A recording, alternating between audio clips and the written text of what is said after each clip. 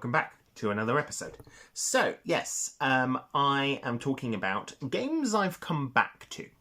So, games that might initially have given me a very shit impression of themselves, and ones I've gone, okay, like, whatever, and then they just go on the shelf for, like, years, and then I come back and play them. I need a haircut. I do. No, I come back and play them. So, I've got about 6 games here, and I'm going to start with the poster child of this, which is Red Faction Guerrilla. Yes, this is a game that I bought a very long time ago. I played it initially, and I thought it was dog shit. I did. Now, bearing in mind, I was a young, idiotic, stupid teenager. Very stupid teenager. Insanely stupid teenager. Massively dumb as hell. So I got rid of it. Then I bought it again. Then it didn't work. So I destroyed the disc. And then I bought it one final time, and I was like, this will be the final time I buy so I don't keep buying this bloody game. I'm gonna buy it, and then I'm gonna play maybe 5 minutes of it, and then it will go on the shelf where it will never be touched. I finished the whole thing. I finished the whole thing in 2 sittings, and it was amazing. It was. It's back then, not so much today, but definitely back then. You know, my hair sucks. There we go. Okay. Back then, I had no patience. And nowadays, I've got less. So, a game needs to really grab my attention for me to actually want to bother playing it. So, for example, what have I bought this year? Plucky Squire. Plucky Squire, for example. Great game. Love it. But at the same time, I've also bought Split Fiction, which I've had since March, and I haven't fucking played it. And I bought Atom 4, which I've also had since March and I haven't fucking played it. So there's certain games that I will grab and I'll be like, oh my god, I gotta play this right now. There's other games I just won't. So this needed another it needed another turn in the oven, to be perfectly honest with you. And I'm glad I put it in, because whilst I like the other Red Faction games, Guerrilla's the best one. And I think anybody would not argue that toss, to the point where... Do I still have it? I do. I bought it again on Switch, because it had all the DLC. So I couldn't really say no to a game I really enjoy and not getting its DLC, because I really like it. It's a really solid game. So, yeah. Good game. Definitely worth returning to. That was mostly because I didn't have any patience. So I didn't have any... I can be off to learn its systems. I found a lot of its side missions fucking annoying. I found you couldn't destroy stuff as quickly as you really wanted to, until I found out there were cheats, and that made the game a lot better. But, are there cheats? Or is that the third? Or is that the fourth one? No, I think there are cheats. So ignore me. But yeah. It's not quite the case with other games. So this one is... so I don't typically talk about this console, but the Atari Jaguar. Alien vs. Predator. Alien vs. Predator. So, yes, I bought this game. When did I buy the Jaguar? 2018. So I bought my original Jaguar in 2018 before I got rid of it again in 2022. And then I bought a new one because I'm stupid. I bought another one last year because I was like, you know what? Why the fuck did I sell that thing? Because it didn't work. Mostly because this game would red screen the Jaguar every time I tried to play it. So I bought a new copy, and I made sure it fucking worked.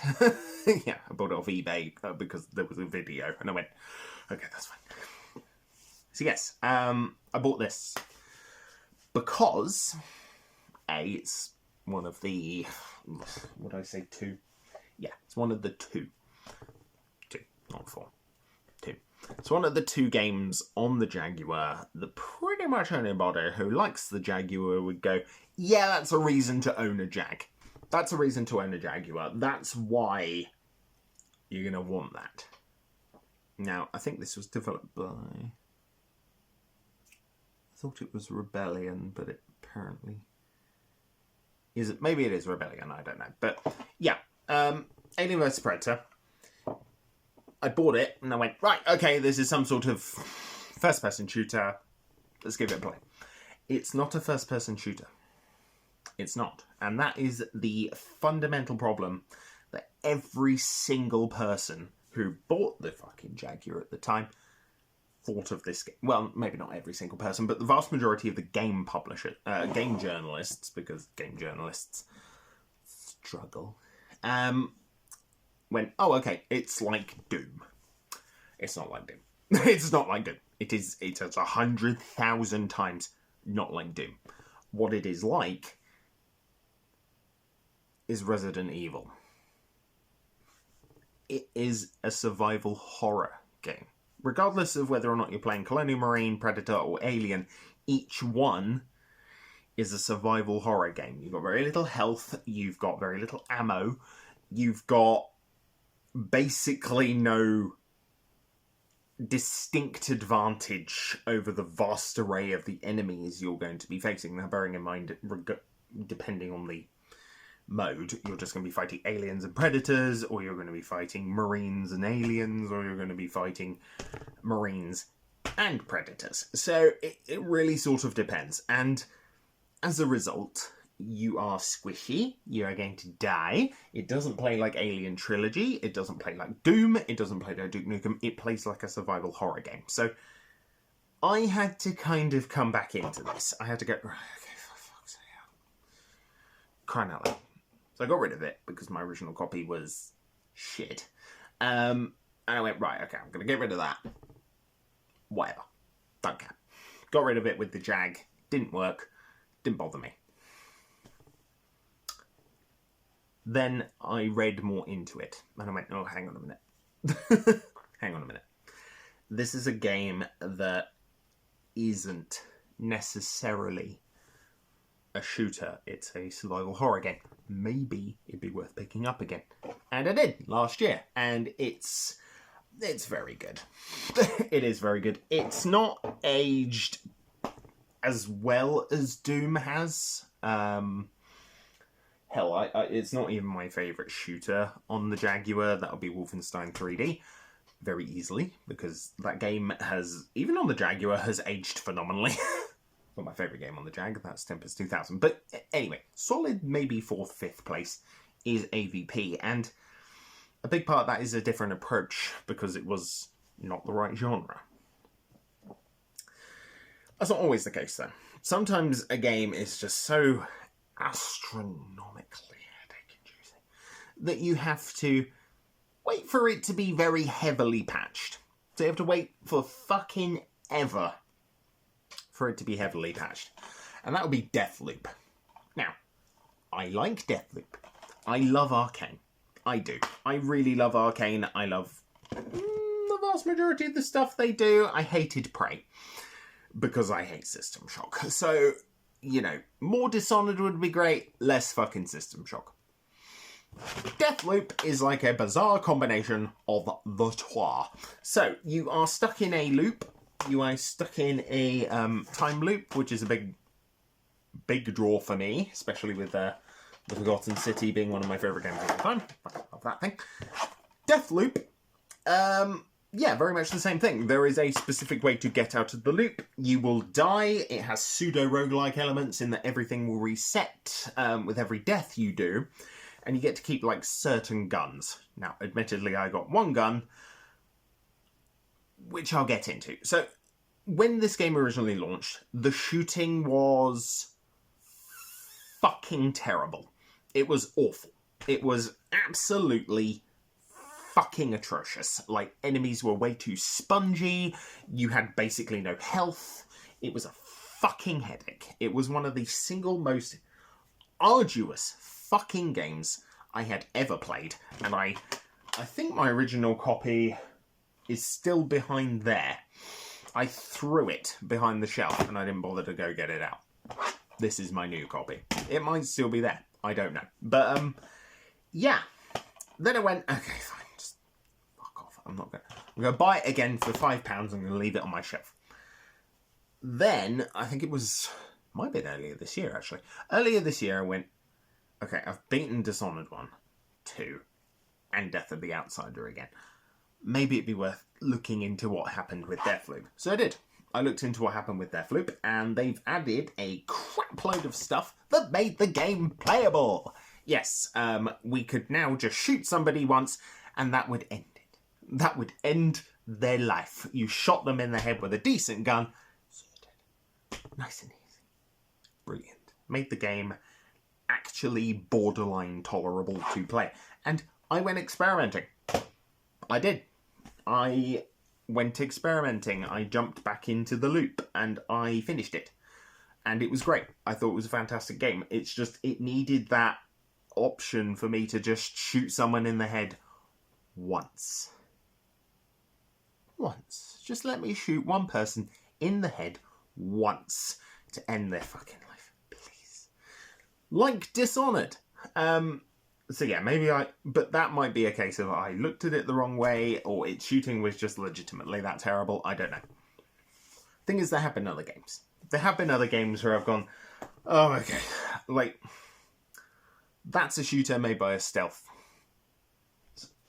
action developer, you know, or an immersive sim. It's less immersive sim, more shooter, which isn't great. It's not. It's okay. I may jump back into... Actually, I might jump back into Deathloop at some point. I probably will, because it's a lot of fun. So, but there are other games where I go, oh, okay, that's not for me. That's not for me. That's not for me at all. And a big part of that is horror. I fucking hate survival horror. I hate it. I find it obnoxious. I don't like getting scared. I'm not a horror fan. I never will be. Unless it's Carrion, but that's different. So, when I got a Wii U, my initial thought was, do I really care about Zombie U? Did I care about Zombie U? No, I didn't. And I played like 10 minutes of it. So my brother bought it for me for Christmas 12 years ago. 12 years ago for Christmas that year, which was really nice. Brilliant. Fantastic. Awesome. Thank you. And this is that original copy. I never got rid of it because why would I? And then I went into it and I was like, oh, okay, I'm going to play it for like 10 minutes. And I did. And I was like, it's a horror game. Nah. So what I did instead was I went and played Wind Waker, and I went and played Smash Bros and Bayonetta and Tank and Pikmin 3 before I threw it out the window, and even Watch Dogs. I played basically everything but this for like another 4 years. Then I went, maybe I should try with Zombie U. Like, I had a look at, I was just sort of looking at it, and I was like, the multiplayer sounds interesting. So I busted out the Wii U. I jumped into a multiplayer match by myself. Literally just by myself. It was just me. And I went around shooting a lot of people. And then I found out, or was it 4 years? Might have been 2 years. Whatever. I found out that while you were connected to the internet with this game, it might still be the case for the PS5 version, or PS4 version, I don't know. Don't play that version. It's the worst version. But I found out that if your character dies, you'll become a zombie, which, okay. So will other people. It will show up in your game. Which is really cool. It's a really cool idea. So there were a few... I jumped back into it and I was like, you know what? This is actually a lot of fun. It's slow. But the shooting's good. The use of the Wii U gamepad is really good. It really sort of showcased what this game, or what that thing could have been. I know we're sort of 3 iterations down the line with the Switch 2, but I don't know why that's there. I just left it on my desk. But, yeah. It's a shame the Wii U didn't take off in quite the same way as the Wii or the Switch would go on to do. Because the system I'm very fond of. I really, really like Zombie U. It's the best way to play that game. They did release it on PS4 and Xbox One sort of down the line, but they're not as good. They just aren't God, my fucking hair. Anyway. I can't. Yeah. Zombie U is a game that I wrote off just because of its genre. I went, yeah, okay, whatever. It's the launch title. Here's the kicker. There are other games, and these are a fair bit older, but they're games I sort of have come back to recently. Sudeki for the original Xbox. Yeah, I mean, no particular reason why I came back to this game, but a big part of it was I'm just sort of touching base on some of the forgotten Xbox exclusives, and that was one of them. And I bought that game back in the day for like £2. I played it and I was like, God, this is fucking terrible. I've since gone back and played it a little bit. It's okay. It's aggressively okay. There's not really much to it. It's just, yeah, there really isn't much to it. It is just it's a RPG with, quite frankly, quite tedious combat as the game goes on. You've got basically two modes, which is third person hack and slash combat with two of the characters, and then first person shooting with the other two. The thing is, the other two first person shooters, that's okay. It's just okay. It's aggressively okay. But I didn't hate it back in the day. That's the distinct difference. I just thought, oh, God, okay, fine, whatever. Played it for 10 minutes. Came back to it this year, and I was like, yeah, it's fine. It's fine. We're going to cap off this video talking about a game that I had spent 10 years obsessed with. 10 years obsessed with, and then I bought the fucking thing. I played it, and I went, God, this sucks. Phantom Dust for the original Xbox, with its damaged ass case. But I can't take the fucking paper out because it was originally stuck to it, so it's just... See what I mean? It's coming away. So yeah, I can't remove it from this case, unfortunately. But I bought this game. I had it shipped over from America, and I put it in my Xbox, hacked Xbox, and I was like, oh, okay, let's play this. Yeah, it was, I didn't get it. Which isn't always the theme here. I mean, bearing in mind, Red Faction I bought, I didn't get it because I had no patience. I didn't get AVP. Sudeki, I just didn't get in general. I was like, oh, okay, it's just weird shit combat.